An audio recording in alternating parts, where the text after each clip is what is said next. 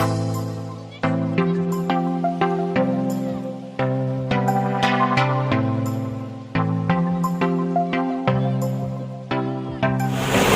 പാല വരെ പോവുകയാണ്. പാലയിലേക്ക് പോകുന്നതിൻ്റെ ഉദ്ദേശം എന്താണെന്ന് വെച്ച് കഴിഞ്ഞാൽ കുറച്ച് കോഴീനെ മേടിക്കാനുണ്ട്. ഇവിടെ പാല ഓപ്പൺ കാർഷിക മാർക്കറ്റിൽ നിന്ന് ഒരു 120 രൂപയുടെ കോഴിയൊക്കെ കിട്ടും. അപ്പോൾ നമുക്ക് കർഷകർക്ക് വില കുറഞ്ഞ വിലയിൽ സാധനങ്ങളൊക്കെ കിട്ടുന്നത് കൊണ്ട് അവിടെ പോയി എടുക്കാമെന്ന് വിചാരിച്ചു. അപ്പോൾ ഞാൻ നോക്കിയപ്പോൾ കാറും വേറെ സംഭവങ്ങളൊന്നും ഇല്ല വീട്ടിൽ. അപ്പോൾ ഞാൻ ജീപ്പ് എടുത്തുകൊണ്ട് അങ്ങനെ തന്നെ ഒറ്റയ്ക്കൊന്നും പോകാറില്ല. അപ്പോൾ ഞാനോർത്ത് ഇന്നങ്ങ് ജസ്റ്റ് ഒരു ധൈര്യം സംഭരിച്ച് അങ്ങ് പോയേക്കാന്ന് വിചാരിച്ചു. പിന്നെ ഇന്നിപ്പോൾ കാലാവസ്ഥ വലിയ കുഴപ്പമില്ലാത്തൊരു കാലാവസ്ഥയാണ്. പിന്നെന്താണ്, അപ്പം എല്ലാവരും കുറേ നാളുകളായിട്ട് ചോദിക്കുന്നു ഡ്രൈവിംഗ് വീഡിയോസ് ഒന്നും ഇടുന്നില്ലല്ലോ. അപ്പം എല്ലാവർക്കും വേണ്ടിയിട്ട് ഡ്രൈവിംഗ് വീഡിയോ ഇടുക കേട്ടോ. അപ്പോൾ ജീപ്പ് ഓടിക്കുന്ന ഒരു ഡിഫറെൻറ്റ് എക്സ്പീരിയൻസ് ആണ്. പിന്നെ എനിക്ക് ജീപ്പ് ഓടിക്കാൻ പൊതുവെ ഒരു പേടിയുണ്ട്, കാരണം ഇത് പവർ സ്റ്റിയറിംഗ് അല്ല. അപ്പോൾ അതുകൊണ്ട് എനിക്ക് നമുക്കൊരു ബുദ്ധിമുട്ടാണ്. നമ്മൾ ആണുങ്ങളെ പോലെ അത്ര പരവാന്മാരൊന്നുമല്ലല്ലോ. അപ്പോൾ ഇച്ചിരി ഒരു ബുദ്ധിമുട്ടുണ്ട് ഓടിക്കാൻ. അത് ഒഴിച്ച് ബാക്കിയെല്ലാം ഭയങ്കര സിമ്പിളാട്ടോ. നമ്മൾ സാധാരണ കാർ ഓടിക്കുന്നത് പോലെ തന്നെയാണ്. അപ്പം നമുക്ക് വീഡിയോ കാണാം കേട്ടോ.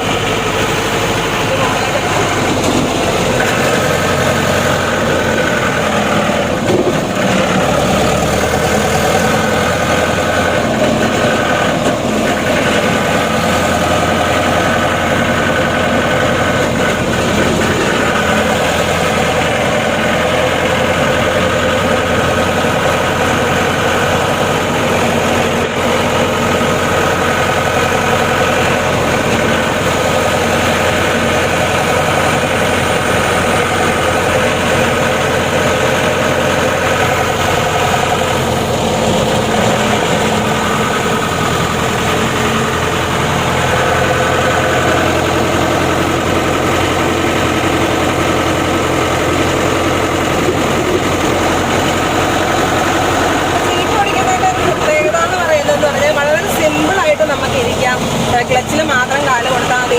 നമ്മൾ കാറിലൊക്കെ ഗിയർ മാറ്റുന്നത് പോലെ എപ്പോഴും ഗിയർ മാറ്റേണ്ട കാര്യമൊന്നുമില്ല. വളരെ സ്ലോ ആകുമ്പോൾ മാത്രം സെക്കൻഡിലേക്കൊക്കെ ഇട്ട് കൊടുത്താൽ മതി. അതുപോലെ തന്നെ സ്റ്റോപ്പ് ആകുന്ന ഒരു കണ്ടീഷൻ വരുമ്പോഴാണ് നമ്മൾ ഫസ്റ്റിലേക്ക് ഇടുന്നത്. അപ്പം ഡ്രൈവിംഗ് പഠിക്കുന്നവരെല്ലാം പണ്ടൊക്കെ എന്ന് പറഞ്ഞാൽ കാർ ഡ്രൈവിംഗ് നമ്മൾ ആദ്യം ജീപ്പിലായിരുന്നല്ലോ പഠിച്ചുകൊണ്ടിരുന്നത്. ജീപ്പ് ഓടിക്കാൻ പഠിച്ചാൽ ഏത് വണ്ടി നമുക്ക് സിമ്പിളായിട്ട് ഓടിക്കാം. പക്ഷെ ഞാൻ ജീപ്പല്ലാണ്ട് ഓടിക്കാൻ പഠിച്ചത്. പക്ഷേ ജീപ്പ് ഞാൻ ആദ്യമായിട്ട് ഓടിക്കാൻ വെറുതെ ഇരുന്നത് എൻ്റെ ഡാഡിയുടെ കൂടെ ചെറുപ്പത്തിൽ, എനിക്ക് തോന്നുന്നു 5-ലോ 4-ലോ ഒക്കെ പഠിക്കുന്ന സമയത്താണ്. കറക്റ്റ് പ്രായം നോക്കുന്നില്ല കേട്ടോ. ആ സമയത്ത് എൻ്റെ ഡാഡിക്ക് ജീപ്പുണ്ടായിരുന്നു. ഡാഡി ഒരു മിലിറ്ററിക്കാരനായിരുന്നു. അപ്പം പുള്ളി എൻ്റെ മടിയിൽ ഇരുത്തി ഇങ്ങനെ കടയിലൊക്കെ പോകുമ്പോൾ കൊണ്ടുപോകുമായിരുന്നു. അങ്ങനെ ഞാൻ ഈ സ്റ്റിയറിങ് പിടിച്ചത്. അപ്പം അന്ന് ഞാൻ ഓർക്കുന്നില്ല അത്. പക്ഷേ ജീപ്പ് പവർ സ്റ്റിയറിങ് ആയിരുന്നു. അപ്പോൾ എനിക്ക് ഈ വണ്ടി ശരിക്കും ആ സ്റ്റിയറിംഗ് ബാലൻസ് അന്ന് എനിക്ക് ഉണ്ടായിരുന്നു. അപ്പോൾ ഡാഡി എന്ന് പറയുന്നത് ഞാൻ ഓർക്കുന്നു. ഡാഡി ഇപ്പോൾ ഇല്ലാട്ടോ, മരിച്ചുപോയി. ഈ സ്റ്റിയറിംഗ് നന്നായിട്ട് അപ്പോൾ നമുക്ക് കാലൊന്നും ഒന്നും എത്തിയിട്ടില്ല, കുഞ്ഞി പിള്ളേരല്ലായിരുന്നു. ഡാഡി കാലെല്ലാം കൺട്രോൾ ചെയ്യും, സ്റ്റിയറിംഗ് ഞാൻ തന്നെ കൺട്രോൾ ചെയ്തുകൊണ്ടിരുന്നത്. അപ്പോൾ ആ ഒരു ബേസിക് എനിക്ക് കിട്ടിയതുകൊണ്ടാണോ എന്ന് എനിക്കറിയില്ല. പിന്നെ എൻ്റെ ഹസ്ബൻഡ് വളരെ സപ്പോർട്ടാണ്. അതുകൊണ്ടായിരിക്കും എനിക്കിങ്ങനെ ഇപ്പോൾ ധൈര്യത്തോടു കൂടി ഇത് എടുത്തോട്ട് പോകാൻ തോന്നുന്നത്. പിന്നെ ദൈവത്തിൻ്റെ ഒരു അനുഗ്രഹം ഇതിനൊപ്പം തന്നെയാണ് കേട്ടോ.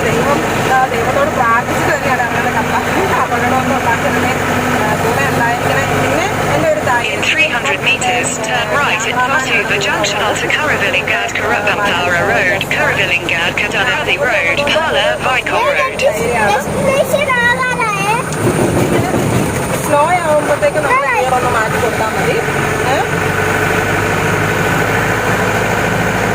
ആക്ച്വലി എനിക്ക് പാലായിട്ടൊന്ന് വഴി കറക്റ്റായിട്ട് അറിയത്തില്ല. ഞാൻ അതൊരു Google map ഇട്ടേക്കുവാണ്.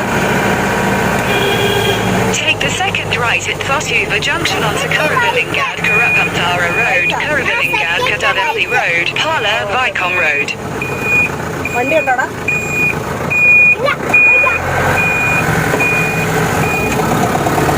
Continue for 3 kilometers.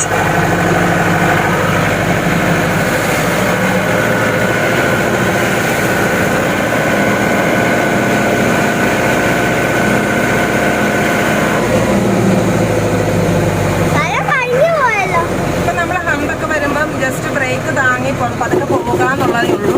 അതിന് നമ്മൾ ഗിയർ മാറ്റേണ്ട ആവശ്യമൊന്നുമില്ല. അപ്പോൾ ഓൾറെഡി നമ്മൾ സെക്കൻഡിലാണ് പോകുന്നത്. പിന്നെ നമുക്ക് കുറച്ച് പെട്രോളല്ലല്ലോ, സോറി, ഡീസൽ അടിക്കാനുണ്ടാകും. നമ്മുടെ അടുത്തൊരു പെട്രോൾ പമ്പ് ഉണ്ട്, അവിടെ നമുക്കൊന്ന് കയറാം.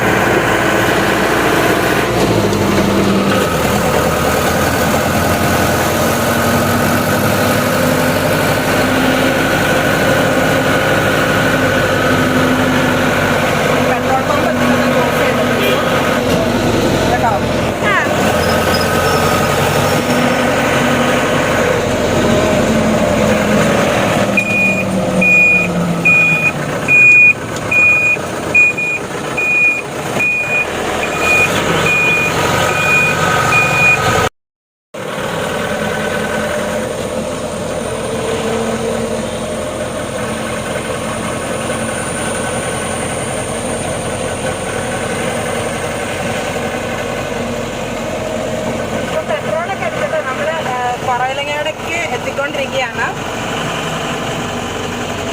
ഇനി ഹൈവേയിൽ ഓടിച്ചില്ല എന്നുള്ള പരാതി വേണ്ട. ജീപ്പ് ഡ്രൈവിംഗ് ആണ് എപ്പോഴും ചോദിക്കുന്നത്. അപ്പം പെണ്ണുങ്ങൾക്ക് എന്തുകൊണ്ട് ജീപ്പ് ഡ്രൈവ് ചെയ്തുകൂടാ ചോദിച്ച് എല്ലാവർക്കും ഒന്നും ഓടിക്കാൻ പറ്റത്തില്ല. ഇവിടെ കുറച്ചൊക്കെ ധൈര്യം ഉണ്ടെങ്കിൽ ഓടിക്കാൻ പറ്റത്തുള്ളൂ കേട്ടോ. Take the next right onto Palacosa Road, Palavicom Road.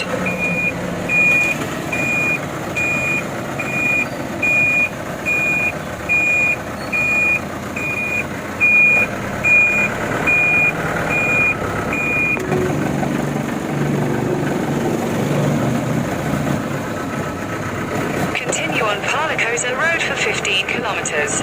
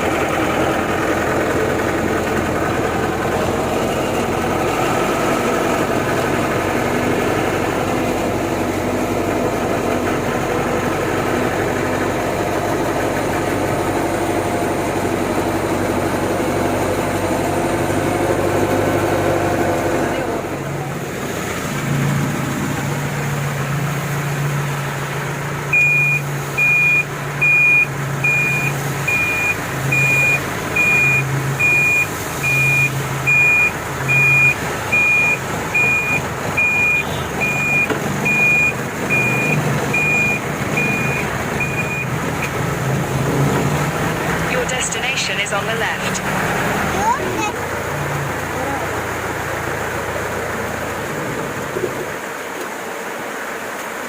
Pala Agrima shop മാർക്കറ്റിൻ്റെ കുറച്ച് വ്യൂസ് ആട്ടോ. ഇത് അവിടെ ചെന്ന് കഴിഞ്ഞപ്പോഴത്തേക്കും വീഡിയോസ് ജസ്റ്റ് ഒന്ന് ചുമ്മാ എടുത്തതാണ്.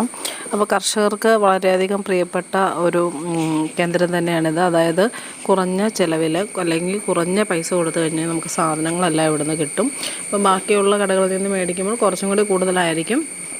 5 രൂപ അല്ലെങ്കിൽ 10 രൂപ വ്യത്യാസത്തിലൊക്കെ നമുക്ക് ഇവിടെ നിന്ന് കിട്ടുന്നതായിരിക്കും. അപ്പോൾ ബൾക്കായിട്ട് സാധനങ്ങൾ എടുക്കുന്നവർക്കും ചെറുകിട ബിസിനസ്സൊക്കെ ചെയ്യുന്നവർക്ക് ഇവിടെ നിന്ന് കൂടുതൽ സാധനങ്ങളൊക്കെ എടുത്തുകൊണ്ട് പോയിട്ട് ബിസിനസ്സൊക്കെ ചെയ്യുന്നവർക്കൊക്കെ ഇത് വളരെയധികം നല്ലതായിരിക്കും.